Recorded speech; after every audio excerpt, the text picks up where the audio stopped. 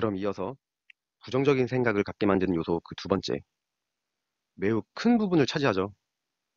바로 주변에 온통 부정적인 사람들 뿐입니다. 이 부정적인 사람들만 걸러내도 나 자신이 성공하는 데 있어서 엄청 큰 플러스 요인으로 작용하게 될 겁니다. 부정적인 사람? 아, 글쎄 누가 있었더라? 한번 객관적이고 이성적으로 한번 생각을 한번 해보세요. 제가 벌써 수년 전에 저희 카카오 스토리에 올려놨었던 어느 책에서 보고 찍어뒀던 내용을 한번 보여드리겠습니다. 이 글을 보시면 공감도 가시고 어떤 누군가가 떠오르기도 하실 겁니다. 문장 하나하나가 저에게는 너무나도 공감이 가는 내용들이었어요. 한번 책의 내용을 한번 읽어보겠습니다. 부정적인 사람들은 무슨 일을 추진할 때 장점보다는 단점을 먼저 말한다. 안 되는 이유를 찾고 실패할 가능성에 초점을 맞춘다. 단점을 찾아낼 때는 마치 현미경으로 보듯이 샅샅이 찾아내는 등 얼마나 논리적인지 모른다. 그렇게 단점을 찾아내다가 결국 일과는 상관없는 이야기로 마무리한다. 근처 식당밥이 맛이 없다는 둥 이런 식으로 말이다. 부정적인 사람들은 잘 되는 사람들에 대해서 일단 부정적으로 접근한다. 비아냥거리면서 잘된 것에 대해 인정을 하려고 들지 않는다. 그러니 배우려 하지도 않는다. 그러다 보니 모든 일이 수동적이 되고 뒤처지게 되는 것이다. 이미 한참 오래전에 봤던 책이고요. 이거는 부동산 관련 서적이 아닙니다. 저는 이 책의 내용이 너무 가슴에 와닿아서 사진을 찍어놓고 가지고 다니면서 이렇게 생각날 때마다 한 번씩 보고 그래요. 또 다음 글귀를 한번 볼게요. 내가 하는 최선의 행동 중 한 가지는 주변에 왜 그래? 라고 물어보는 친구들 말고 안 될 게 뭐 있어? 라며 주저하지 않고 말해주는 친구들을 곁에 두는 것이다. 그런 태도는 놀라운 파급 효과가 있다. 이 내용 역시 마찬가지로 무척이나 공감이 가서 이거 역시 이렇게 사진을 찍어놓고 갖고 다닙니다. 그리고 더 중요한 건 저는 이 내용을 제 삶에 적용을 시켜서 지내왔고 지금도 계속 그렇게 적용해서 살아가고 있고요. 앞으로도 계속 그럴 겁니다. 그렇다면 이제 이런 질문을 하시는 분들도 계시겠죠? 아니 그래 부정적인 사람들이 있긴 있는데 그럼 그런 사람들을 전부 끊어버리고 살라는 얘기야? 제 대답은 단호하죠. 네, 아예 끊어버리시는 게 좋습니다. 제가 이렇게 대답하면은 일부 사람들은 그러세요. 에이 그게 지금 말이 되냐? 아니 어떻게 사람 인연을 그렇게 칼로 뭐 무베듯이 싹둑싹둑 끊어버리면서 살아가? 인간관계가 너무 좁아지지. 사회생활하면서 그럴 순 없다. 진정한 인간관계는 이런 사람들도 역시 포용하고 같이 이끌어갈 수 있는 사람인 거다. 뭐 이런 말을 하시기도 하죠. 집을 한 채 산다는 것을 예를 들어 보면서 한번 설명을 한번 해보겠습니다. 어쩌다가 큰맘 먹고 집을 하나 장만해보려고 마음을 먹어봅니다. 그래서 부모님께 의견을 여쭙습니다. 그런데 우선 우리 부모님이 집을 한 번도 산 적이 없으세요. 이때부터 첫 단추가 잘못 깨지는 거죠. 아예 애시당초 물어보면 안 되는 거예요, 이건. 아무튼 여쭤봤더니 역시나 부모님은 매우 부정적이십니다. 야, 너 집값 떨어지면 어쩌려고 그래? 너 대출을 받아서 못 갚으면 어쩌려고 남의 돈을 빌리냐? 괜한 짓 하려 하지 말고 전세 살면서 돈이나 모아라. 이제 이 얘기를 듣고 고민이 이제 시작되는 거죠, 또. 괜히 물어본 것 같기도 하고 심란해집니다. 이번엔 배우자한테 한번 얘기를 한번 꺼내봐요. 여보, 우리 집 한 채 사서 이사 갈까? 아니, 갑자기 집을 왜 산다는 건데요? 요즘 부동산 시장 안 좋다는데 지금 괜히 샀다가 집값 떨어져서 손해보면 어쩌려고. 그리고 우리 대출을 많이 받아야 하는데 매월 이자는 어떻게 내며 부담스럽게. 내 친구 누구누구는 집 샀다가 집값 떨어져서 손해보고 팔았다던데. 점점 무너집니다. 괜한 생각을 한 건가 싶고 포기할까 싶죠.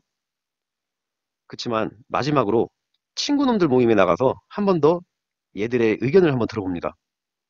이제 뭐 거의 끝판왕까지 오는 거죠. 끝판왕을 만나는 거예요. 친구 한 명은 아직 결혼 안 하고 부모님 집에서 같이 살고 있고, 또 다른 한 명은 결혼해서 월세로 살고 있고, 또 다른 한 명은 부모님의 도움을 뭐 조금 받아서 전셋집 마련해서 신혼을 시작하고 있어요. 얘들아, 나 집을 하나 살까 하는데 괜찮을까? 이제부터 난리가 나죠. 온갖 부정적인 얘기들과 카더라 통신이 난무합니다. 야, 갑자기 집을 왜 사? 너 부모님이 한 채 사주신대? 돈 많이 보태주신대? 집값이 얼마인데 집을 사? 너 그럼 대출 받을 거잖아. 뭐 그렇게 무리해서 살려고 하냐? 부동산 시장 요즘 안 좋다던데 누구누구도 집 샀다가 대출금 이자 못 갚아서 막 경매 넘어갔대 야. 야 누구도 또 집 샀다가 손해보고 후회하면서 맨날 부부싸움 한다더라. 지금은 살 때가 아니야. 돈이나 더 모으다가 사더라도 나중에 사. 전세가 제일 속 편해. 너 또 애 생기면 또 어쩌려고. 애 때문에 또 이사도 다녀야 될 거 아니야. 회사 때문에 이사도 다녀야 될 거고. 그냥 청약이나 꾸준히 부으면서 돈이나 모아라. 괜한 욕심 부리지 말고. 그렇게 이 사람은 직장만의 꿈을 접어버립니다. 이게 잠시 정체기를 겪는다면 그나마 다행이지만 이 접어두는 기간이 길면 길수록 결국 본인의 손해로 돌아올 것이 점쳐지죠. 이것을 추후에라도 깨달으면 또 다행인데 주변의 온갖 부정적인 말에 세뇌를 당해서 깨닫지도 못하고 현실에 안주하고 그냥 만족하면서 살게 될 수도 있을 거예요. 여기서 중요한 건 뭐 이렇게 투자에 눈뜨지 못하고 그냥 평생 투자하는 거리를 두고 지내시는 분들 아니 뭐 현실에 만족하고 행복을 느끼신다면 이 또한 그분들의 선택이고 결정이니까 현실의 부족함을 안 느끼시고 사신다면 그 또한 그분들께 좋은 인생이 되는 것이 뭐 되겠죠? 뭐 좋습니다. 문제가 없다고 느끼고 산다면 그만한 게 또 어디 있어요. 하지만 만약 지금 현재 뭔가 만족스럽지 못하고 부족함을 느끼고 성공하는 투자자, 뭐 성공 재테크를 조금이라도 생각하시고 꿈꾸신다면 본인이 실행하지 못하는 원인을 파악하고 그걸 개선하고 노력을 해서 조금씩 변화를 이뤄내시고 투자를 시작하시면 되는 겁니다. 또 그렇게 하시면 분명 그렇게 되실 거고요. 투자 신념을 깨우는 데 있어서 큰 악영향 요소, 이 부정적인 생각의 원인을 말씀드리고 있습니다. 그 두 번째 중요하고 치명적인 이 근본적인 원인, 주변에 온통 부정적인 사람들 뿐이라고 얘기하고 있습니다. 그러면 이 부정적인 사람들이 내가 투자를 시작하려 할 때, 뭐 또는 투자를 하고 있는 와중에도 계속 부정적인 말들만 해댑니다. 그 중에서 제일 많이 하는 말이 크게 두 가지가 있는데요. 앞에 뭐 저의 사례를 들어서 설명할 때도 나왔고요. 뭐 예를 들면서 설명한 집 한 채를 사더라도 주변에서 온통 부정적인 말들을 했는데 뭐 그 중에서도 제일 많이 나왔던 말이 있었죠. 그게 뭐냐? 바로 집값 떨어지면 어쩌냐? 대출 그거 위험하지 않냐? 큰일 난다. 부동산 투자에 있어 레전드 같은 말들이죠, 이건. 부정적 사례의 최고봉 말들인 셈인 거죠, 이건. 지금 이 영상을 보시는 분들도 남들이 이런 얘기를 하면서 나의 이 투자 신념을 뒤집어 놓고 막 흔들어 놓는데 어떻게 대처를 하시나요? 어느 정도 이 말이 수긍이 되는 말이라서 반박이 불가하신가요? 뭐 이런 얘기가 나오면 말문이 떡 하고 막히시나요? 이 부정적인 말을 아까 전에 보여드렸던 그 책의 내용에 대입을 해서 한번 제가 설명을 한번 해보겠습니다. 아까도 말씀드렸다시피 이 책은 전혀 부동산과는 전혀 상관이 없는 내용의 책이라는 걸 말씀드립니다. 부정적인 사람들은 장점보다는 단점을 먼저 말한다. 안 되는 이유를 찾고 실패할 가능성에 초점을 맞춘다. 이 책의 내용에서 말하듯이 집값 떨어지면 어쩌냐고 묻는 분들은 집값이 오를 거는 생각을 안 하고 떨어지는 거에만 초점을 맞춰요. 장점은 못 보고 아예 생각도 안 하고 집값이 떨어지면 어쩌는지와 실제로 떨어졌던 그런 사례들만을 어떻게 참 잘도 찾아요. 막 진짜 여기서 말하듯이 현미경으로 보듯이 샅샅이 뒤져보면서 그런 내용들로만 얘기를 해요. 집값이 오르는 사례와 뭐 그런 뉴스 기사들은 눈에도 안 들어와요. 이분들은 그런 것 자체를 무시한 채 이런 말만 하는 거죠. 결국 사람은 자기가 생각하고 믿는 것만 보게 된다는 말이 여기서 일치하는 부분이 되는 거예요. 이래서 제가 신념을 강조할 수밖에 없는 것입니다. 제가 한 가지 여쭤보겠습니다. 여러분은 부동산 하락론자이십니까? 아니면 상승론자이십니까? 부정적인 사람들은 기본적으로 부동산 하락론자, 아니, 폭락론자들이 대부분입니다. 이 얘기는 다시 말해서 부정적인 사람이 아니더라도 부동산 투자에 대한 신념이 부족하신 분들이 집값 하락론자들인 겁니다. 왜냐하면 이분들은 현재 무주택자일 확률이 상당히 높거든요. 이건 뭐 닭이 먼저냐, 달걀이 먼저냐, 뭐 그런 식인데 무주택자이니까 하락론자가 된 부분도 있고 하락론자이다 보니까 집을 못 산 무주택자인 것도 있습니다. 결국 내가 하지 못했고 내가 갖지 못한 것들은 값어치가 떨어져야 내 마음이 편해지는 거죠.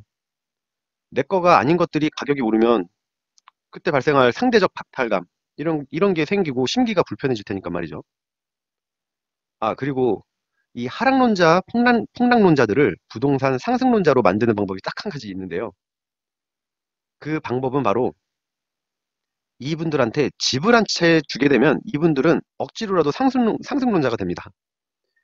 아, 뭐, 물론 어느 누가 뭐 남에게 집을 그냥 주겠냐면은 이분들이 갑자기 뭐 주변의 변화로 뭐 예를 들어 특히나 뭐 부모님께서 집을 한 채 그냥 어떻게 사주신다든지 뭐 유산으로 물려받다든지 아무튼 자신의 이름으로 집이 한 채 생기게 되면 그날 이후부터는 이분들은 바로 상승론자가 될 겁니다.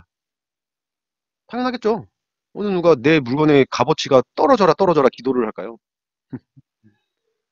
아무튼 두 번째, 대출에 대한 부정적인 생각을 대입해서 한번 읽어보겠습니다. 부정적인 사람들은 잘 되는 사람들에 대해서 일단 부정적으로 접근한다. 성공한 투자자들의 대부분은, 아니, 뭐 거의 모든 투자자분들은 대출을 좋아해요. 좋아한다? 대출이 많이 나오면 많이 나올수록 좋아해요. 그래야지 내 돈이 적게 들어가거든요, 투자금이. 대출을 최대한으로 받을 수 있을 만큼 전부 끌어다 받습니다. 그렇게 받은 대출로 내 투자처에 돈을 투자해서 이익을 취하는 거죠. 물론 당연히 대출금의 이자를 내고도 남는 이익을 취한다는 거죠. 그런데 고질병처럼 이 대출을 꺼리시고 대출에 부정적인 사람들은 이런 얘기를 안 듣습니다. 인정하려고 들지를 않아요, 이 책처럼. 심지어 하우스 투어라느니 뭐 다주택자들 정부에서 다 때려잡고 있다면서 뭐 겁도 주고 막 그래요. 그러니 실제로도 대출로 투자를 한다면 배우려 하지도 않고, 그러니 뭐 여기 배우려고 하지도 않는다고 하죠. 진짜 배우려 하지도 않아요. 시작을 안 해요. 그러다 보니 투자를 한 사람과 안 한 사람은 나중에 격차가 벌어질 수밖에 없다, 이런 말이죠. 안 한 사람은 당연히 뒤처질 수밖에 없습니다. 만약에 나는 오늘 3억을 대출을 받아서 집 한 채를 샀다가 2년 뒤에 집값이 올라서 뭐 5천만 원의 이득을 취했다. 집을 팔아서요. 아니면 뭐 계속 가져간다. 근데 저 사람은 나는 절대 대출 안 받고 내 돈 모아서 정정당당히 내 돈으로 집을 살 거야 하면서 3억을 모으려고 시작을 합니다. 몇 년을 모아야 할까요? 모으기 모을까요, 이게? 1년에 3천만 원씩 저축을 해도 10년을 모아야죠. 3억을 모으려면요. 뭐 더 악착같이 모았다고 뭐 이렇게 쳐주고 한 6년 만에 3억을 모았다고 치고, 그럼 뭐 6년간 집값이, 그때 6년 가서 집값이 그대로 3억일까요?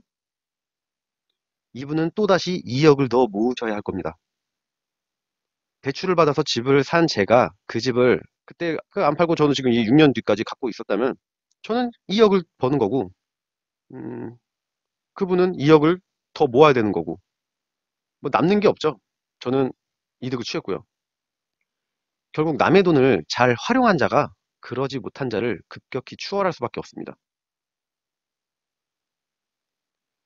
결국 이 두 가지 말들은 부정적인 사람들이 두려움과 부정적인 생각으로 만들어낸 최악의 단점만을 끄집어내서 말하는 부분인 거예요. 투자 신념이 깨어나고 확장이 이루어지면 이런 얘기는 귀에도 안 들어옵니다. 왜냐하면 이렇게 바뀔 거니까요, 이 얘기가. 아니, 나는 집값 떨어질 걸 사지 않을 건데? 난 집값 오를 걸 살 건데?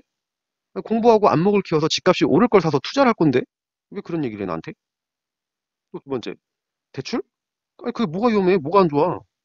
내가 이자만 잘 내고 추후에 집 팔아서 바로 갚아버리면 또 그만이고. 그렇게 은행권에서 잘 빌리고 잘 갚으면 신용도도 올라가는데? 얼마나 좋은데?